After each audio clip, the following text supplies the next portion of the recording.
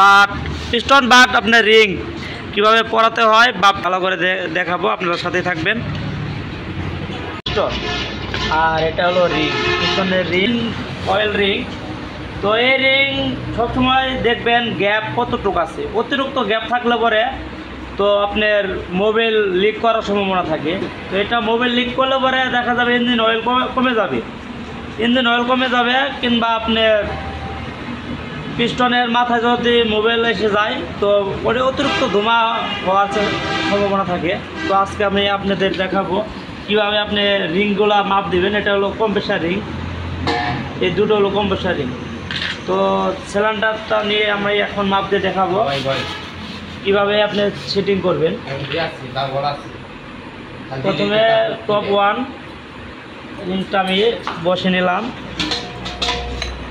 বসানোর পর পিস্টন দিয়ে এই যে দেখছেন গ্যাপটা, তো এই যে গ্যাপটা বাজে না, তো হালকা চল পরিমাণ আপনার লিক আছে, মানে ফাঁকা আছে। এই ফাঁকাটা থাকলে পরে আপনার কোনো সমস্যা হবে না, পিস্টন ইজিলি ঢুকবে। তো এটা যদি জাম থাকে, যদি না রিং বসে, তাহলে আপনার এটা পিস্টনটা তো দেখাইতেছে আমি এই যে রিংটা, ভিডিও চলতেছে, এই রিংটা হালকা ফাঁক থাকে। তো এই রিংটা যদি অতিরিক্ত ফাঁক থাকে তাহলে আপনার কম্প্রেসার লো হয়ে যাবে, কারণ টান কম উঠবে, কিংবা আপনার স্টারে ডাবল দিবে। তো টপ 2 রিংটা আমি দেখব, এটা হলো টপ 2 রিং। তো এটা ওই যে হালকা চোল পরিমাণ ফাঁকা আছে, এই যে দেখেন বাজে না, হালকা পরিমাণ ফাঁকা। তো টপ 2 দেখলাম। এখন আমি দেখব ইঞ্জিন অয়েল রিং, এটা হলো ইঞ্জিন অয়েল রিং, এটাও আমি মাপ দিয়ে দেখবো। ওই যে দেখেন হালকা একটু ফাঁকা। তো লেদের কাজ করে আপনারা সবসময় চেক দিয়ে নেবেন, চেক দিয়ে নিলে আপনার পিস্টনে লাগাইলে, ফিটিং করলে বা ইনস্টল করলে আপনার কোনো প্রবলেম দেখা দেবো না। যদি প্রবলেম হয় বারবার এক গাড়ি কাজ করা অসুবিধা। তো পিস্টনের রিং আমরা দেখলাম ঠিক আছে, তো আমরা যাব ফিটিংয়ে। তো প্রথমে আমি পিস্টনের লকটা ফিটিং করব, এক সাইডের পিস্টনের লকটা ফিটিং করব। প্রথমে লকটা ফিটিং করে নিচ্ছি।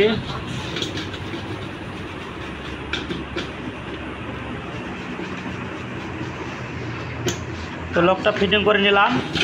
এখন আমি ইঞ্জিন অয়েল রিংটা প্রথমে এটা পরাবো, মানে এই মোটাটা ইঞ্জিন অয়েল রিংটা পরে নিলাম। এখন আমি ইঞ্জিন অয়েল পাতলা যে দুটো রিং আছে এই রিংটা পরাবো।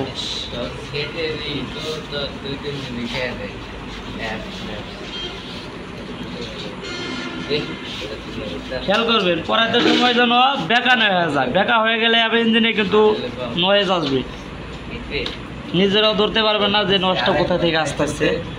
তো এই জিনিসগুলো সবসময় লক্ষ্য রাখবেন। তো তিনটা ইঞ্জিন অয়েল রিং এটা আমি পরানো কমপ্লিট করলাম। তো একটা এই পাশে দিলাম, মিলে দিচ্ছি, তারা একটু ফাঁকা রাখবেন, একখানে রাখলে পরে ইঞ্জিন অয়েলটা লিক করার সম্ভাবনা থাকে। এই যে হালকা একটু ফাঁকা রেখে দিলাম। তো দুটো উপর, দুই সাইডে আর একটা মাঝখানে, এটা হলো ইঞ্জিন অয়েল রিং। তো ওখানে আমি টপ 2 রিংটা পরে দেবো। এটা হলো আপনার কম্প্রেসার রিং। তো সবসময় খেয়াল করে লাগাবেন, এই যে লেখাটা আছে না, লেখাটা পিস্টনের উপরে মাথা থাকবে, এটা উক্ত করে রিংটা পরাবেন না। এটা হলো টপ 1। তো দেখতে পাচ্ছেন টপ 2, টপ 1টা উপরে যাবে, 2টা মাঝখানে থাকবে। তো এটা হলো কম্প্রেসার রিং। তো আমরা এটা ইনস্টল করলাম। এই যে আপনার মোবাইল রিংয়ের যে ফাঁকাগুলো এটা এই পাশে দিলাম, আর এটা দিলাম এই পাশে। তো এটা হলো গজল পিন। তো গজল পিনটা আমি প্রথমে বসে নিলাম। মোবিল ইঞ্জিন অয়েল দিয়ে এটা আপনি ফিটিং করবেন যাতে জাম না হয়। ইঞ্জিন অয়েল দিলে জিনিসটা ফ্রি হয়ে যাবে। তো সিলিন্ডারে আমি ইঞ্জিন অয়েল দিয়ে দেবো হালকা করে, রিংয়ের মতো ইঞ্জিন অয়েল দিয়ে দেবো। যাতে জিনিসটা ফিরে থাকে, খসখসে না হয়। তো প্রথমে যখন স্টার্ট করবেন তখন দেখা যাবে রিংটি খেয়ে যাওয়ার সম্ভাবনা থাকে। তো প্রথম অবস্থায় খেয়ে গেলে সমস্যা, যার জন্য একটু হালকা করে ইঞ্জিন অয়েল ব্যবহার করবেন, ইনস্টল করতে সুবিধা হবে। হয় একজস্ট সাইডে থাকবে। তো ইনস্টল করে দিচ্ছে, দেখতে পাচ্ছেন এটা হলো একজস্ট সাইড। তো একজস্ট সাইডে সুন্দর করে রিংটা বসিয়ে ইনস্টল করে দিবে। তো এই যে ফিটিং হয়ে গেল। এখন আমরা সিলিন্ডারটা রিং বসে কমপ্লিট করলাম। এটা আমরা পরে গাড়িতে ইনস্টল করে দিব।